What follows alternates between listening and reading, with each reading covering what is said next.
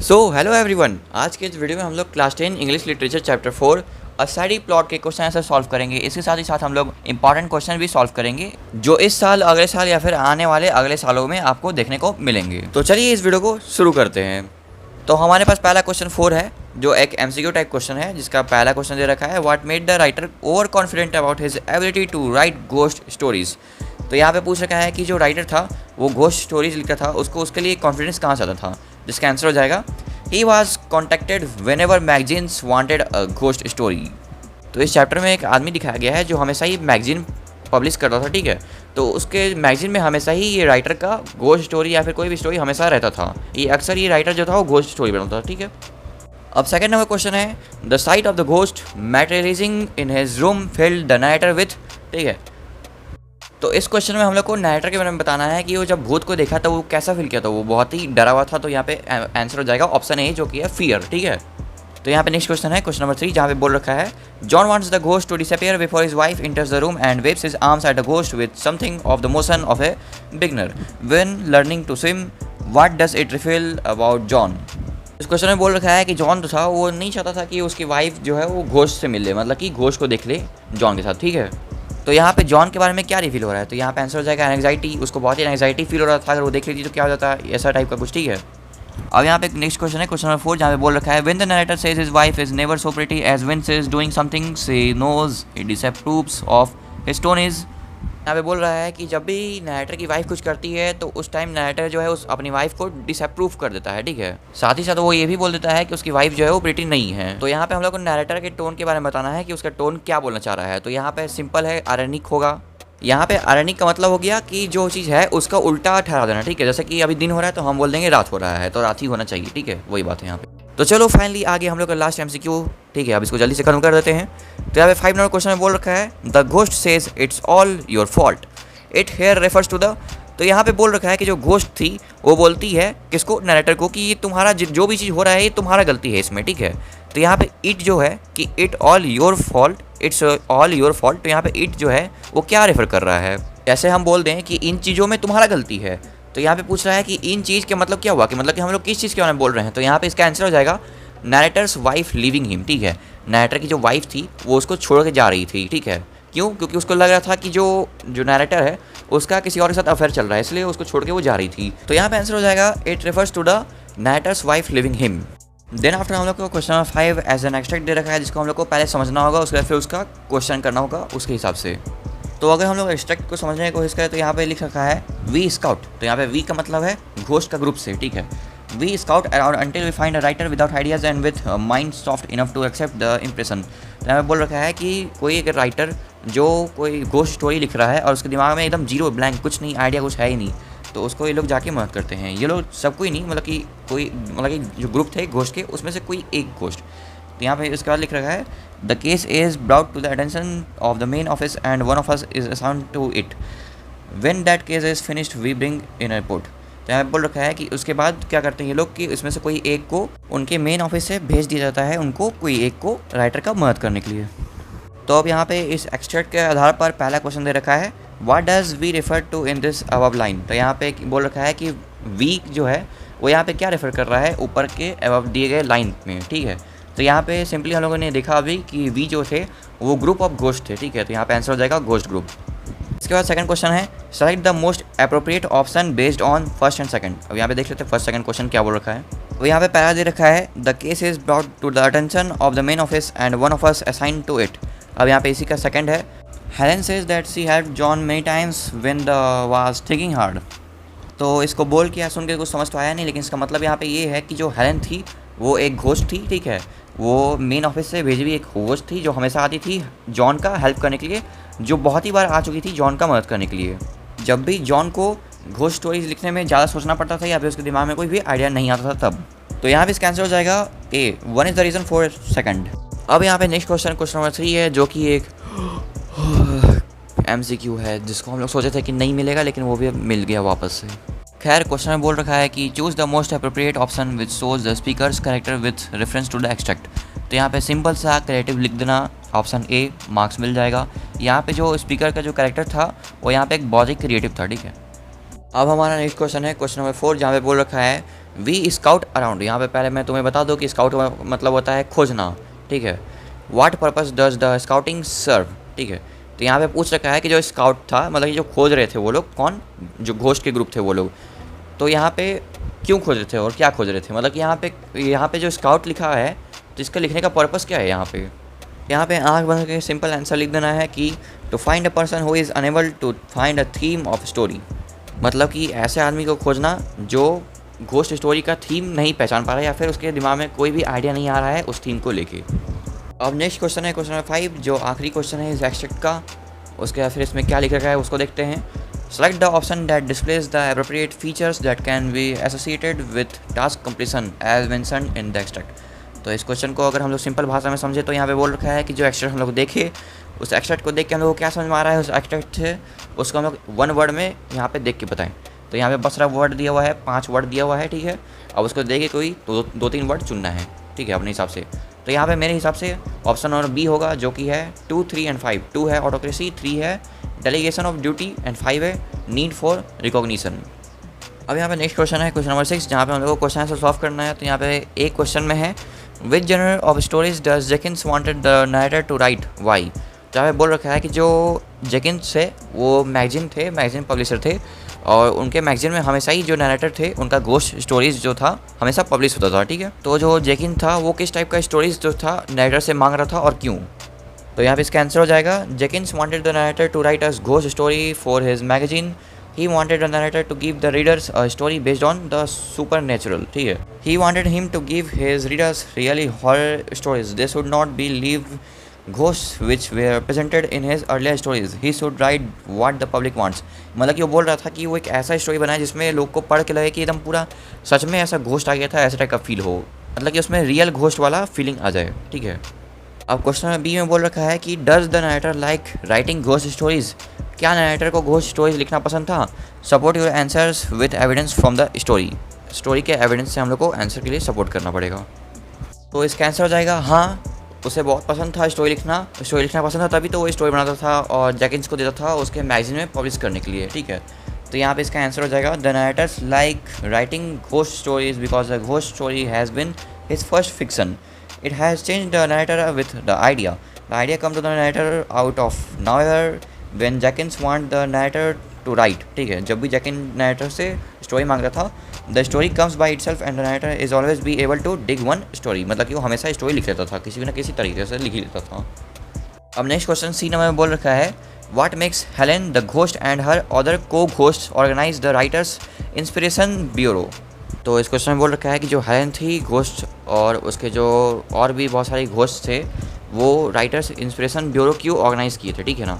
मतलब कि जो लिखते थे घोस्ट स्टोरी उन लोग का मदद करने का ब्यूरो कैसे ऑर्गेनाइज किए थे, ठीक है। तो यहाँ पे इसका आंसर हो जाएगा हेलेन एंड अदर को ghost organise the writer's inspirational bureau because they felt there were many workers without ideas however with a vulnerable mind who were looking for an inspirational to write ghost stories. The bureau would assign a ghost to such a writer so that she could write good stories. तो यहाँ पे इसका मतलब है कि बहुत सारे लोग जो राइटर थे जो घोस्ट स्टोरी लिखते थे उन लोग के दिमाग में आइडिया रहता ही नहीं था कभी कभी, और कभी कभी रहता था तो बहुत ही कम रहता था जो अच्छा घोस्ट स्टोरी बनाने में नहीं मिल पाता था, ठीक है। तो उसको वो लोग ठीक करने के लिए ब्यूरो बनाए थे और उन लोग का मदद करते थे ज़्यादा था कि उनके पास। अब नेक्स्ट क्वेश्चन है क्वेश्चन नंबर डी, जहाँ पे बोल रखा है why had Helen the ghost been helping the narrator write ghost stories, why was she going on strike, what condition did she place for providing continued help. तो यहाँ पे इस क्वेश्चन में सबसे पहले पूछ रखा है कि जो घोस्ट थी हेलेन वो नरेटर का घोस्ट स्टोरीज लिखने में हेल्प क्यों कर रही थी। उसके बाद पूछ रखा है कि वो स्ट्राइक पे क्यों जा रही थी और वो अपना कंडीशन कैसे दिखाई हर समय लोगों का मदद करते हुए।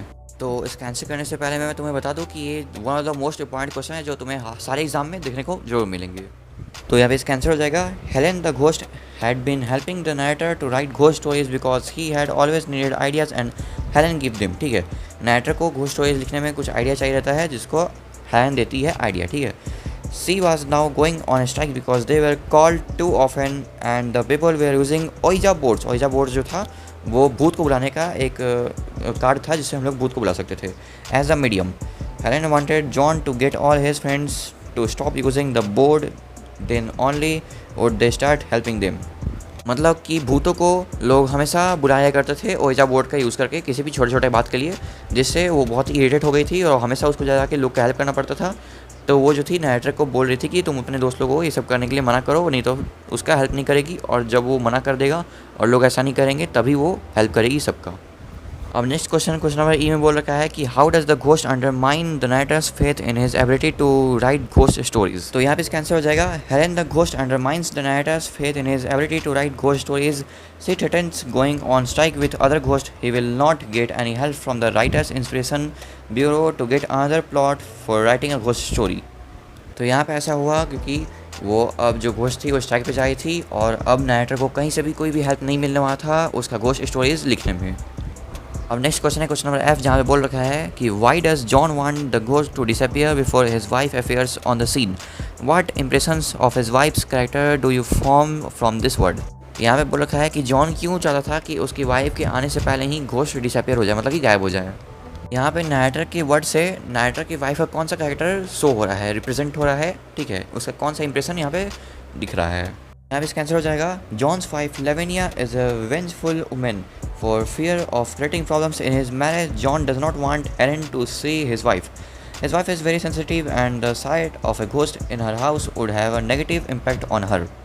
यहाँ पे बोल रखा है कि जो नाइटर की वाइफ थी वो बहुत ही सेंसिटिव थी, मतलब कि वो घोस्ट को देखते के साथ क्या पता वो बेहोश हो जाती है फिर कुछ हो जाता तो उसको, तो इसके साथ ही साथ जो नाइटर था वो घोस्ट के साथ था और उसको देख के उसकी वाइफ जो थी नाइटर की वाइफ वो मे बी रिलेशनशिप ख़त्म कर सकती थी, उसका भी नाइटर को बहुत ही डर था, इसलिए वो चाहता था, नाइटर चाहता था कि जो उसकी वाइफ है वो नाइटर को घोस्ट के साथ ना देखे। अब यहाँ क्वेश्चन नंबर जी में बोल रखा है why does narrator hesitate to be a partner to Laura Hinkle during the Ouija board party. यहाँ बोल रखा है कि एक टाइम में आया था स्टोरी में जब उसकी वाइफ अपने कुछ फ्रेंड्स को बुलाई थी और ओइजा बोर्ड पार्टी रखी थी अपने घर में ही, ठीक है, और जो नाइटर था मतलब कि जो वाइफ के जो हस्बैंड था वो आया था उस टाइम और उसकी वाइफ जो थी वो लॉरा हिंकल के पार्टनर बनाई थी अपने हस्बैंड को, मतलब कि नाइटर को लॉरा हिंकल का पार्टनर बना दी थी क्योंकि उसके साथ कोई पार्टनर नहीं था, ठीक है। तो नाइटर को लॉरा हिंकल के पार्टनर बनने वक्त इतना हेजिटेशन फील क्यों हो रहा था। तो यहाँ पे इसका आंसर सॉल्व करने से पहले मैं तुम्हें बता दूँ कि ये भी बहुत इंपॉर्टेंट क्वेश्चन है, ये तुम्हें एग्जाम में देखने को मिल जाएगा आराम से, सारे एग्जाम में जितना भी तुम एग्जाम दोगे सब में, ठीक है। अब चलो इसका आंसर देखते हैं। तो यहाँ पे इसका आंसर हो जाएगा Helen the ghost had asked the nighter to influence his friends to stop using the Ouija board. जो घोस्ट थी वो नाइटर को बोली थी कि वो अपने दोस्त को बोल दे कि ओइजा बोर्ड का यूज़ करना छोड़ दे। It was only on this condition that Helen promised to help the nighter to write the ghost stories. If Helen sees him now himself trying to communicate ghosts through Ouija board, if he fears so and what she would do to him. This is why the narrator was reluctant to be a partner to Laura Hinkle during the Ouija board party. मतलब कि यहाँ पे बोल रखा है कि जो nighter था उसको घोस्ट ने मना किया था कि अपने दोस्त को बोल देने कि ये सब चीज़ स्टॉप कर देने, और यहाँ पे अगर वो लॉरा हिंकल का पार्टनर बन जाता वहाँ पे तो यहाँ पे जब वो लोग घोस्ट बुला रहे होते तो वो घोस्ट को भी पता चल जाता कि वो उसके साथ धोखा किया है नाइटर और वो भी ओइजा बोर्ड का यूज़ करना शुरू कर दिया है। और नाइटर घोस्ट को पहले ही वादा कर दिया था कि वो ना ही वो इसका यूज़ करेगा ना ही किसी और को यूज़ करने देगा, लेकिन वो खुद ही यूज़ कर रहा है ऐसा घोस्ट को दिख जाएगा, उसके बाद फिर घोस्ट उसका स्टोरी राइटिंग में भी मदद करना छोड़ देगी। तो हमारा नेक्स्ट क्वेश्चन है what message does the ghost convey to the group assembled in the writer's house, what is their reaction to the message. ये क्वेश्चन बोल रखा है कि जब ओइजा बोर्ड का पार्टी उसके घर में नाइटर के घर में स्टार्ट हुआ था, उसकी जो नाइटर की वाइफ थी वो की थी, तो उस टाइम जो घोस्ट आई थी जब, तो क्या मैसेज कन्वे की थी उस सबके सामने, मतलब कि क्या मैसेज वो बोली थी, क्या बोली थी वो, ठीक है, नाइटर के बारे में ही बोली थी, वो यहाँ पे वही पूछ रहा है कि क्या बोली थी वो, क्या मैसेज की थी कन्वे। तो इसका आंसर करने से पहले तुम्हें मैं बता दूं कि ये बहुत ही इंपॉर्टेंट क्वेश्चन है, पूरे चैप्टर का ये सबसे बड़ा इंपॉर्टेंट क्वेश्चन है, एग्जाम में तुमको देखने जो भी मिलेगा वो भी ज़्यादा मार्क्स का, तो इसको करना स्किप मत करना। अब इसका आंसर हो जाएगा हेलेन कॉल जॉन अ ट्रेटर, ट्रेटर मतलब कि गद्दार, गद्दारी करवे। तो यहाँ पे आगे बढ़ते हैं। As he blubs her he had promised Helen that he would convince his friends to stop contacting ghosts. Rather, here he himself was doing the same. She is annoyed and filled with anguish, and so goes to everyone's Ouija board one by one and tells that Mr. Hallock is a traitor. After this revelation, everybody suspected John of cheating upon his wife. Later, John clarified to his wife and she even understood. यहाँ पे कुछ कहानी ऐसा था कि John जो था वो उस घोस्ट जो थी उसको वादा कर दिया था कि वो अपने सारे फ्रेंड्स को कन्विंस कर रहा है कि जो ओइजा बोर्ड था जिससे हम लोग घोस्ट को बुलाते थे वो लोग उसका यूज़ करना बंद कर दे। लेकिन यहाँ पे तो वो खुद ही ज्वाइन कर लिया पार्टी को और वहाँ पे वो सब कुछ कर रहा था, ठीक है। घोस्ट बुला रहा था, ओइजा बोर्ड का यूज़ कर रहा था, जिसकी वजह से जो घोस्ट थी वो काफ़ी गुस्सा आ जाती है और उसका भी सबको बताती है सारा सच।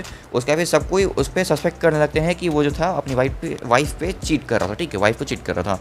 लेकिन बाद में वो अपनी वाइफ को समझा देता है सारा बात लास्ट में, स्टोरी के लास्ट में, एंड में। अगर तुम लोग स्टोरी को अच्छे से पढ़े हो तो उसका लास्ट का जो तीसरा लाइन है, लास्ट थर्ड, उसके बारे में तो तुमको पता ही हो क्या हुआ था। उसके बारे में तो बताने की जरूरत तो है नहीं तुम लोग को, वो तो बहुत ही खास था। खैर आगे बढ़ते हैं। अब नेक्स्ट क्वेश्चन है क्वेश्चन नंबर आई, जहाँ पे बोल रखा है कि do you agree with the narrator calling the assembly of women manipulators give reasons. तो यहाँ पे इसका आंसर हो जाएगा yes, the narrator calling the women assembly as manipulators. Manipulators का मतलब हुआ कि हेर फेर करना या फिर किसी को शर्म बहन ना होना, ठीक है। Is correct because the women's in the Ouija board manipulated the message given by Helen and thought that he is having an affair with a woman named Helen. तो यहाँ पे इसका मतलब ये हो जाएगा कि जो नरेटर थे वो जो वुमेन असेंबली थे उन लोग को एज अ मैनिपुलेटर्स नेम दे दिया। और ये सही भी था क्योंकि जो था नरेटर उसको बस एक दूसरे के साथ देख के वो तंज कसते हैं ना कि नरेटर का दूसरे के साथ अफेयर हो गया है, उसका वजह से जो ये बोला वो मेरे हिसाब से तो सही था। बाकी आपके हिसाब से क्या होगा आप यहाँ पे लिख सकते हैं क्योंकि यहाँ पे अपने से लिखना है, ठीक है। अब नेक्स्ट क्वेश्चन है क्वेश्चन नंबर जे, जहाँ पे बोल रखा है why does John wish himself to be dead, also explain Helen's role in resolving that phase in his life.